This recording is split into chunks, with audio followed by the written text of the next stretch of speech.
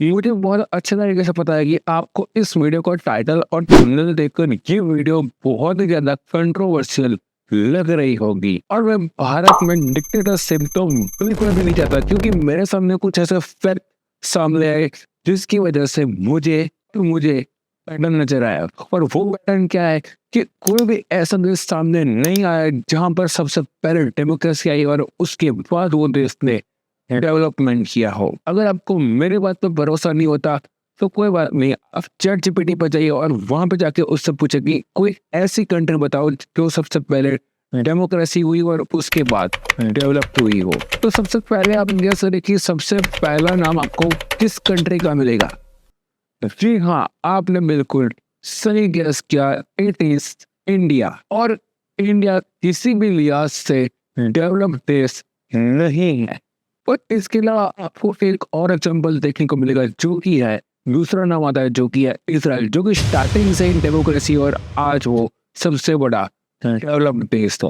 और इसके अलावा आपको जितनी भी कंट्रियां देखने को मिलेगी वो सबसे पहले यहाँ पर डेवलप हुई है, उसके बाद कहीं जाकर कई अच्छी खासी डेमोक्रेसी हुई है। या इसका मतलब ये है कि डेमोक्रेसी डेवलपमेंट के रास्ते में एक बड़ा हथौड़ा बन जाती है, क्योंकि ऐसे बहुत सारे एग्जाम्पल हमारे ही देश में आपको देखने को मिलेंगे। क्योंकि हमारे देश की जितनी भी जनता है उनके सबके विचार इन जैसे बिल्कुल भी नहीं हो सकते। और जब भी कोई सरकार कोई अच्छा काम करने जाती है, कोई अच्छा चीज करने जाती है, तो कोई ना कोई आके यहाँ पर प्रोटेस्ट कर ही देता है। और ऊपर से ना हमारी जनता इतनी ज्यादा डिसिप्लिन्ड है और ना ही उन्हें कोई सिविक सेंस है। डेमोक्रेसी तो पालन करने की चीज है। और हमारे देश की जनता में कुछ लोग ऐसे हैं जो बार बार ये बताते हैं कि हम यहाँ पर डेवलपमेंट को, हमारे देश की जनता में काफी सारे लोग ऐसे हैं जो कि चिल्ला चिल्ला कर यहाँ पर बता रहे हैं, दिखा रहे हैं उनकी हरकतें, कि वो यहाँ पर उनकी हरकतें कुछ ऐसी है जो कि डेमोक्रेसी तो को कभी भी नहीं कर सकती है। पॉलिटिशियंस को भी पता है कि कुछ हम बड़ा करने चाहेंगे, कुछ लॉन्ग टर्म का करने चाहेंगे तो हमें अगली बार वोट नहीं मिलेगा। अब एक हाल ही का उदाहरण देख लीजिए, कांग्रेस ने प्रॉमिस किया था, आम आदमी पार्टी ने भी अपने चुनाव प्रचार में प्रॉमिस किया था, बीजेपी लेकर आ गई तो यहाँ पर प्रोटेस्ट होना शुरू हो गया। और फिर यूपी इलेक्शन नजदीक आ गया, फिर भी प्रोटेस्ट खत्म नहीं हो रहे थे, इसलिए यहाँ पर गवर्नमेंट ने इस लॉ को वापस खींच लिया। हर इकोनॉमिस्ट यही कहता है कि जो फार्म लॉस में जो बदलाव हुए थे वो बहुत ही ज्यादा जरूरी थे। और इतने यहाँ पर प्रोटेस्ट के बाद आपको कोई भी यहाँ पर सपोर्ट नहीं मिलेगा, क्योंकि हर एक पॉलिटिशियन पार्टी ने यहाँ पर अपने वोट बैंक रखे हुए हैं। आप मुझे एक बात बताइए, हमारे देश में हर रोज कितने ज्यादा केसेस होते हैं? अब एक बात सोच कर देखिए कि कोई ऐसा रूल आ जाए कि जिसमें भी हिट एंड रन वाली जैसी हरकत की है तो वो पुलिस को बताए बगैर नहीं जा सकता, या फिर उसको जिसको हिट किया है उसको अस्पताल पहुंचाए बगैर वो वहां से नहीं जा सकता। तो कितना ज्यादा अच्छा होता, इतनी जाने चलते कितना अच्छा हो जाता। आपको ये सुनकर शौक लगेगा, सरकार ऐसा रूल लेकर आई थी लेकिन 400 फॉलो ने यहाँ पर प्रोटेस्ट करना स्टार्ट कर दिया, सारा ट्रांसपोर्टेशन चेन रुक गया, फिर सरकार को इस लॉ को वापस खींचना पड़ा। और कई बार मुझे ऐसा लगता है कि हम हमारी सरकार के लिए हमारी डेमोक्रेसी और फ्रीडम राइट्स सरकार के लिए एक बड़ा हैमर बन जाती है। जब तक आप लोगों के लिए शॉर्ट टर्म काम करना स्टार्ट करोगे तब तक आपको वोट अच्छे तरीके से मिलने लगेगी, लेकिन जैसे आप रेडी लॉन्ग टर्म का काम शुरू करोगे वैसे आपको वोट मिलना बंद हो जाएगा। और फिर क्या, हैमर जिंदाबाद। इसलिए हमारे पॉलिटिशियन इतने ज्यादा अपोजिस्ट है, पर वो यहाँ तक करते हैं कि अगर हमारे देश का नुकसान भी हो जाता है तो वो पीछे नहीं हटते, वो ऐतराते नहीं है। इसलिए डॉक्टर साहब आम्बेडकर भी मानते थे कि भारत में डेमोक्रेसी जैसी चीजें ज्यादा नहीं चल सकती। इस वीडियो को बहुत ज्यादा ध्यान से जरूर देखना, क्योंकि मैं इसमें कुछ ऐसे टॉपिक्स की बात करने वाला हूँ जिसकी वजह से आपको ये लग सकता है कि ये थोड़ा कंट्रोवर्शियल है, इसलिए इसको थोड़ा ऑन माइंड से सुनना। और ये आपको 100% सोचने पर मजबूर कर देगा। ये मेरा प्रॉमिस है, ये मेरा वादा है। अगर आपको पसंद नहीं आता, अगर आपको मेरा ओपिनियन अच्छा नहीं लगता तो आप मुझे कमेंट में अपना ओपिनियन भी कर सकते हैं। आप एक बार सोच कर देखिए, कोई एक ऐसी कंट्री जिसमें लगातार कोई ना कोई कॉन्फ्लिक्ट चलता ही रहता है, चाहे वो रिलीजन की लड़ाई हो, चाहे वो स्टेट की लड़ाई हो, चाहे वो लैंग्वेज की लड़ाई हो, जहाँ के सभी लोग वो एकदम वॉर के मूड में एक्टिवेट हो। क्या आप सोच सकते हैं कि वो देश, वो कंट्री कभी डेवलप्ड हो सकता है? क्या ऐसे देश के लोग प्रोडक्टिव हो सकते हैं? क्या ऐसे देश की लोग क्वालिटी ऑफ लाइफ हो सकते हैं? भारत जैसे काफी सारे देश है जो कि सही से डेवलप नहीं कर पा रहे हैं, वहां पर ऐसा ही माहौल है। पाकिस्तान, बांग्लादेश, नेपाल और अफ्रीकन कंट्रीज और लैटिन अमेरिकन कंट्रीज भी इसमें शामिल है। ये सारी की सारी कंट्री लेफ्ट ऑफ डेमोक्रेसी है और दुनिया के सामने ये पूरी तरीके से एक डेमोक्रेसी कंट्री है। और अब इसके बजाय कुछ ऐसी कंट्रीज पर नजर डालो जो कि सही में डेवलप्ड कंट्रीज है, जैसे कि साउथ एशिया को ले लो, अभी हाल ही का एग्जांपल वियतनाम को ले लो। अभी ये टूरिज्म के लिए काफी ज्यादा पॉपुलर हुआ था, लेकिन ये कंट्री ने भी वॉर वाले दिनों का सामना बहुत अच्छे तरीके से किया है। यहाँ पर 1955 से लेकर 1975 तक अमेरिका और सोवियत यूनियन के बीच में बहुत भयंकर युद्ध यहाँ पर छिड़ा हुआ था। वहीं पर ऐसे ही हालत थे, वहां पर एक प्रॉक्सी वॉर चल रहा था जिसकी वजह से देश पूरी तरीके से उजड़ गया था। वहां के लोग मालदीव से होकर दूसरे कंट्रीज में भाग रहे थे, लेकिन आज वियतनाम सबसे फास्टेस्ट ग्रोइंग कंट्री एशिया में से एक बन चुका है और बहुत अच्छी इकोनॉमी के साथ साथ फास्टेस्ट ग्रोइंग और अपने खुद के मैन्युफैक्चरिंग के साथ आज वियतनाम की पर कैपिटा माइंड यहाँ पर इंडिया से 1.5 गुना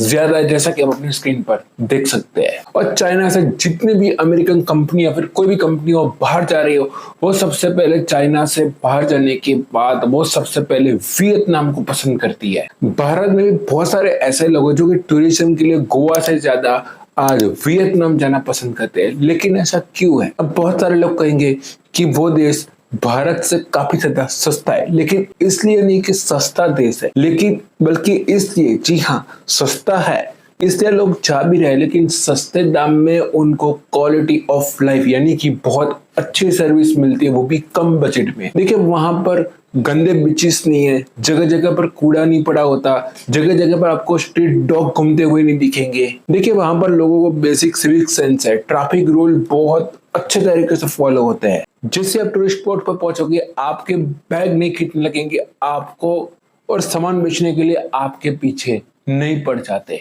इकोनॉमिक फ्रंट की बात करें तो आप किसी भी ब्रांडेड स्टोर में जाके देखना, आपको 100% जो प्राइस टैग होता है उस पर आपको मेड इन वियतनाम लिखा हुआ आपको अब नजर आने लगेगा।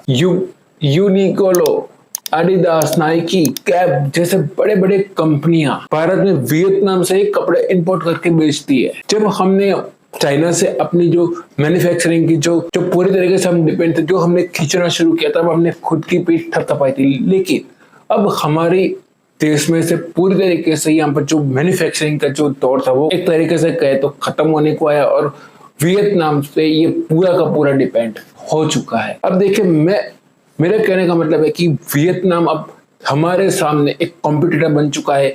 टूरिज्म और मैन्युफैक्चरिंग में हमें बहुत ही ज्यादा बढ़िया कॉम्पिटिटर हमें मिल गया है, बहुत अच्छा कर रहा है हमसे, तो अब हमें भी ऐसा करने की बहुत सख्त आवश्यकता है।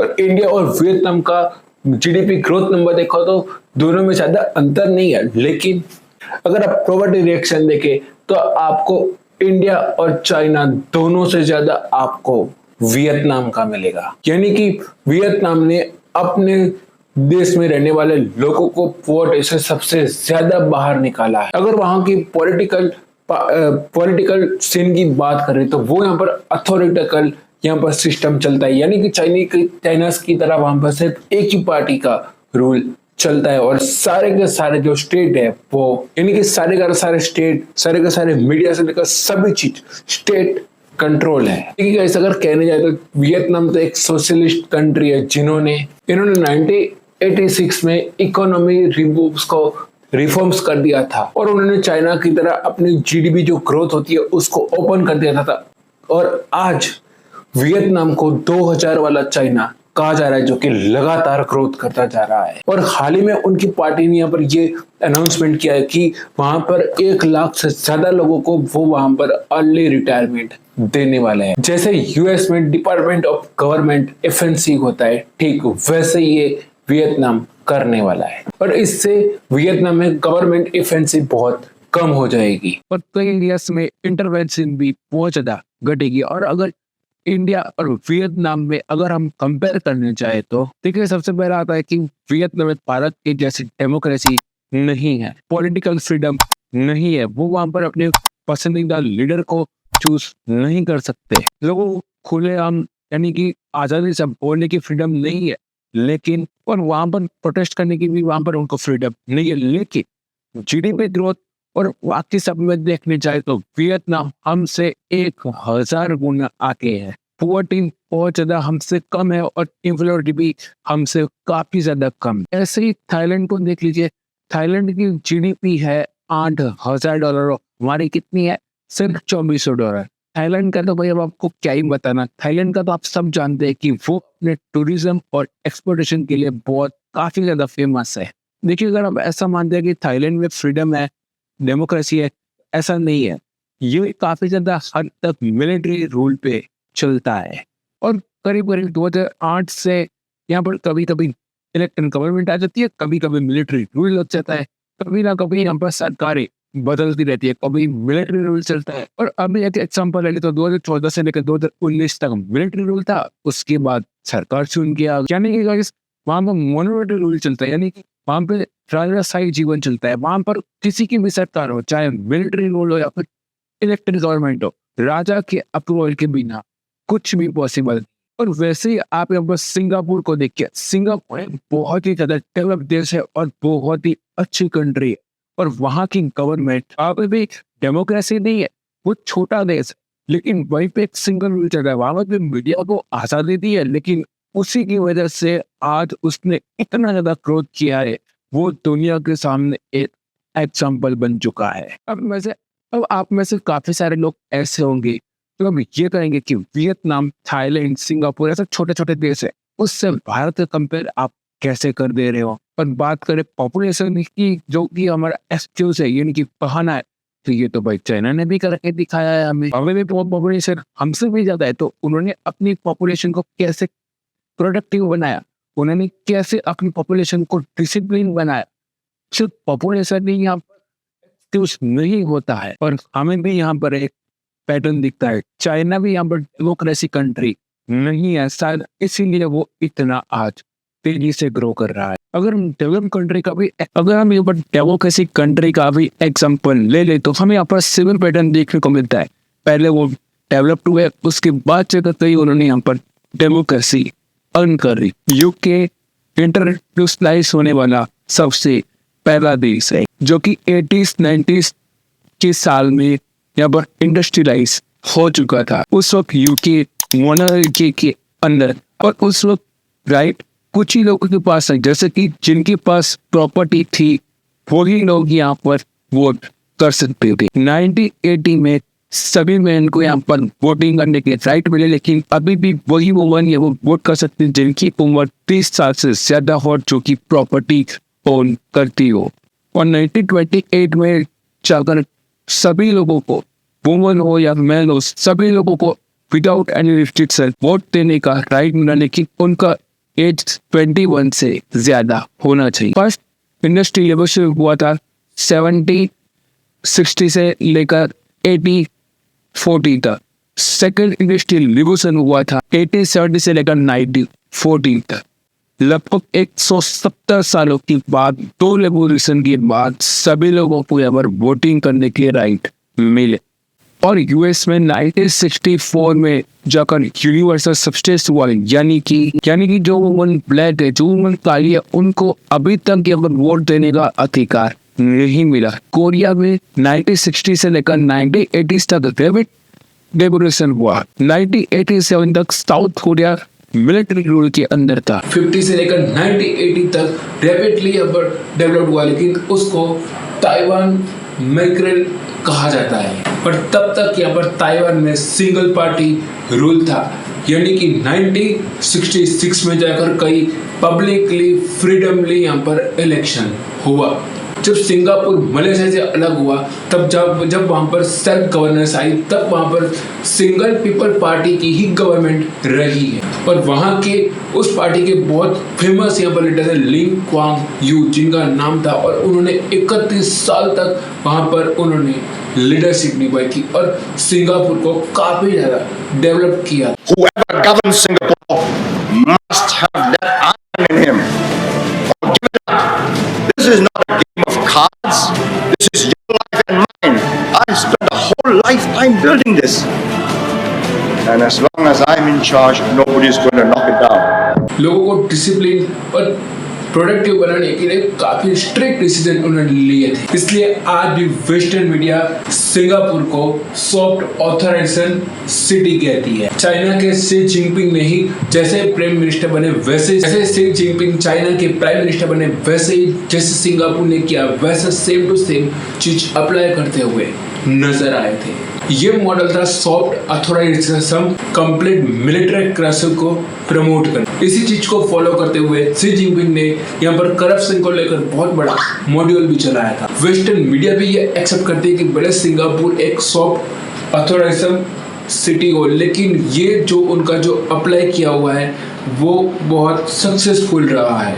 और उसी की वजह से आज सिंगापुर की ग्रोथ डेवलप पर कैपिटलाइज आज सबसे दुनिया में सबसे 5th नंबर पे सबसे ज्यादा है, यानी कि अमेरिका से भी ज्यादा है। देखिए आप सबको पता है कि सिंगापुर बहुत छोटा देश है, एक सिटी के बराबर है, और पहले के टाइम पर वो यहाँ पर स्टेबल भी नहीं था, और आज यहाँ पर इतना ज़्यादा डेवलप्ड है, बहुत ज़्यादा ग्रोथ किया हुआ है, और पूरी दुनिया में जीडीपी के मामले में सबसे पहले नंबर पर आता है। ये बहुत अनइमेजिनेबल बात है। ऐसे जापान, इटली, जर्मनी और मिडिल ईस्ट भी, उन सभी देशों में या तो मिलिट्री थी या तो फिर मिलिट्री रूल पे ये सब देश डेवलप्ड हुए हैं। और यहाँ पर क्या हुआ हमारे साथ कि सबसे पहले भारत यहाँ पर आज़ाद हो गया और फिर जाके यहाँ पर कहीं डेवलपमेंट की बात होने लगी। और जितना हमें डेमोक्रेसी में नहीं हुआ, उससे कई ज़्यादा चैलेंजिंग था हमारे लिए डाइवर्सिटी।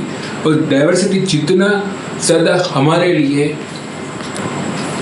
फायदेमंद है, प्रॉफिटेबल है, उससे कई ज़्यादा ये हमारे लिए चैलेंजमंद है। और जितने भी मैंने आपको एग्जांपल दिए वो सभी डाइवर्सिटी नहीं है, वो सभी एक समान है। अगर हम डेमोक्रेसी के तो देखने जाए या फिर डेवलपमेंट पे देखने जाए तो वो सभी एक समान। चाइना की केस में भी बहुत बड़ी एडवांटेज की बात है, क्योंकि चाइना एक होमोजेनियस कंट्री है, यानी कि चाइना की 94% पॉपुलेशन हान इनर सिटी की, और हमारे यहाँ पे हर 100 किलोमीटर पे अलग भाषा, अलग रिलीजन, अलग कल्चर, सब कुछ अलग अलग आता है। और धर्म के नाम पर तो हमारे साथ बहुत ज़्यादा डाइवर्सिटी है, और कास्ट में तो मैं क्या ही बताऊँ, बहुत ज़्यादा यहाँ पर डाइवर्सिटी है। इसीलिए भारत को यहाँ पर अवन करना बहुत ज़्यादा मुश्किल हो जाता है, क्योंकि सभी के विचार एक जैसे हो ही नहीं सकते। सरकार फार्म लॉ लेके आई तो सबसे ज़्यादा प्रोटेस्ट पंजाब में होने लगे, और उसके बाद धीरे धीरे यूपी बिहार में फैल गए, और उसके बाद सरकार को ये लो वापस लेना पड़ा। 3-4 स्टेट के अलावा और कोई स्टेट के फार्मर्स तो यहाँ पर प्रोटेस्ट कर ही नहीं रहे थे। ऐसे मैंने आपको हिट एंड रन का यहाँ पर एग्जांपल दिया था स्टार्टिंग में, और जो मैंने लो बताया था हिट एंड रन का था, उसके हिसाब से ये होता है कि अगर किसी ने हिट एंड रन जैसी घटना करी है, ऐसा कोई चीज किया है, तो वो पुलिस को बिना बताए, बिना इन्फॉर्म किए वहां से नहीं भाग सकता। अगर कोई ऐसा करता है तो उसको 10 साल की सजा या फिर उसको जुर्माना लग सकता है। अब आप ये सोचोगे कि इसमें कौन ही भला एक्सक्यूज करेगा, तो आप यकीन नहीं करोगे हमारे इतने बड़े महान देश में यहाँ पर जो ट्रक ड्राइवर्स है उन्होंने यहाँ पर एक पूरी की पूरी हड़ताल कर दी थी। पूरी जो ट्रांसपोर्टेशन चेन थी वो ठप हो गई थी। ऑयल, पेट्रोल, ऐसी चीज़ों की कमी पड़ गई। उसके बाद आखिर में सरकार को ये लो वापस लेना पड़ा। CAA, जिसे इंडियन मुस्लिम से का कोई लेना देना ही नहीं था, लेकिन उनको ऐसा फील हो रहा था कि उनके साथ कुछ गलत होने वाला है। मुंबई मेट्रो कार सेट पर भी ऐसे ही प्रोटेस्ट हुए। जब तक उद्धव ठाकरे की सरकार बनी तब तक यहाँ पर पेड़ कट चुके थे, लेकिन अपने वोटर्स को अप्रोच करने के लिए ये प्रोजेक्ट कैंसिल कर दिए गए। और आप यकीन नहीं करोगे, ये ऐसे लोग थे जिनका मेट्रो से दूर दूर तक कोई लेना देना नहीं था, उनके पास बहुत सारी लग्जरिया गाड़ी थी, जो खुद यहाँ पर वो लग्जरिया गाड़ी चला के खुद यहाँ पर पॉल्यूशन करके चल रहे थे, और बेचारे जो लोकल ट्रेन में लटक लटक के जा रहे थे, उनके ऊपर ये चीज़ बहुत ज़्यादा हावी बन गई, मुसीबत बन गई कि भाई ये प्रोजेक्ट अब डिले हो गया, और उन्होंने ऐसे कर करके वो प्रोजेक्ट और डिले करवा दिया। केरला में इंडस्ट्रीज नहीं आ पा रही है, उनके वहाँ के यूथ को बेंगलुरु, चेन्नई या फिर मिडिल ईस्ट में जाके काम कर, साथ में तमिलनाडु और कर्नाटका में भर भर के यहाँ पर फॉरेन इन्वेस्टमेंट अट्रैक्ट हो रही है। क्यों? क्योंकि वहाँ के जो यूनियंस जो है वो यहाँ पर कभी भी यहाँ पर प्रोटेस्ट कर देते, इसलिए यहाँ पर जो कोई भी यहाँ पर इन्वेस्ट करना नहीं चाहता। आप खुद सुन लीजिए ससुल थरुण जी क्या कह रहे हैं। Because Kerala has hartals all the time at the drop of a hat, and they're conducted with no regard for other people's well-being. There are old people on their way to hospital who have been prevented from going. There are students on their way to exams have been prevented from going. People on their daily commute who've not been allowed to board buses. And it's truly sickening, these things happening. I think it should be outlawed. क्योंकि वहाँ पर language का problem चल रहा है, वहाँ पर लोग जाके पत्थर मार रहे हैं, और मणिपुर का तो आपको पता ही है कि हमारी इतनी स्ट्रॉन्ग सरकार है, वो भी यहाँ पर इसका सॉल्यूशन नहीं ला पा रही है। फ्रीडम स्पीच के नाम पर यूनिवर्सिटी में ब्रेन वॉश हुए स्टूडेंट यहाँ पर आतंकवाद पर भर भर के नारे लगा रहे हैं, पर उसके बाद वो लोग पॉलिटिक्स में भी आ जाते हैं। जो लोग टेररिस्ट के नाम पर जेल में है, जिनके ऊपर UAPA लगा है, वो लोग यहाँ पर खालिस्तान की मांग कर रहे हैं, और वो लोग जेल में से बैठ कर यहाँ पर इलेक्शन लड़ रहे हैं और जीत भी जा रहे हैं। ऐसे एग्जाम्पल मुझे ब्यूटी ऑफ डेमोक्रेसी तो बिल्कुल भी नहीं लगते, बल्कि टू मच डेमोक्रेसी लगता है मुझे।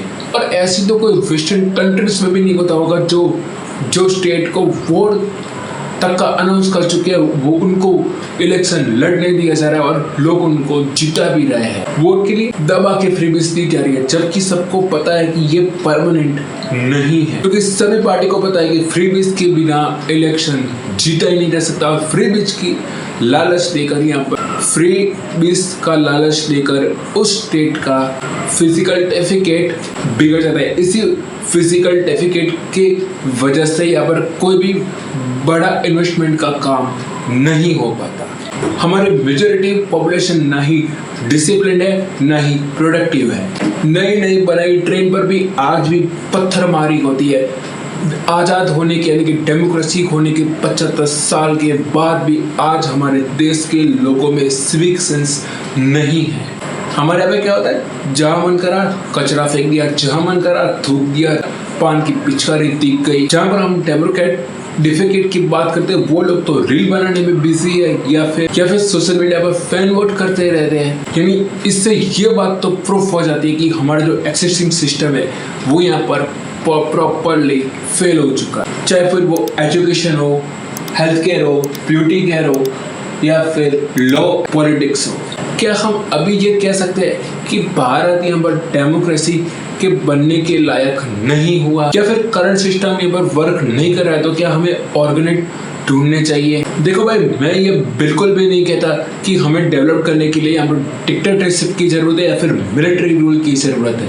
अगर आपको इसका एग्जाम्पल चाहिए, हमारा पड़ोसी मुल्क पाकिस्तान इसका बहुत बड़ा एग्जाम्पल है। वहाँ पर भी मिलिट्री रूल है, लेकिन वो यहाँ पर डेवलप नहीं कर पाया, उल्टा दलदल में फंसता जा रहा। और ऐसे आपको बहुत सारे देश देखने को मिल जाएंगे, क्योंकि हमें यहाँ पर अब स्ट्रॉन्ग सिस्टम की ज़रूरत है। और इसका सीधा करता एग्जाम्पल हमारे सामने ही है।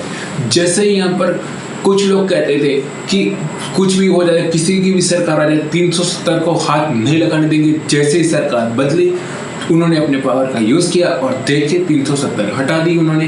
अगर मेरे हिसाब से देखिए तो ये एक स्ट्रॉन्ग सिस्टम यानी कि स्ट्रॉन्ग सरकार का ये एक निशानी है, क्योंकि अगर ये लोग बात करते रह जाते तो ये जिंदगी भर कभी भी ये प्रॉब्लम सॉल्व नहीं हो पाती।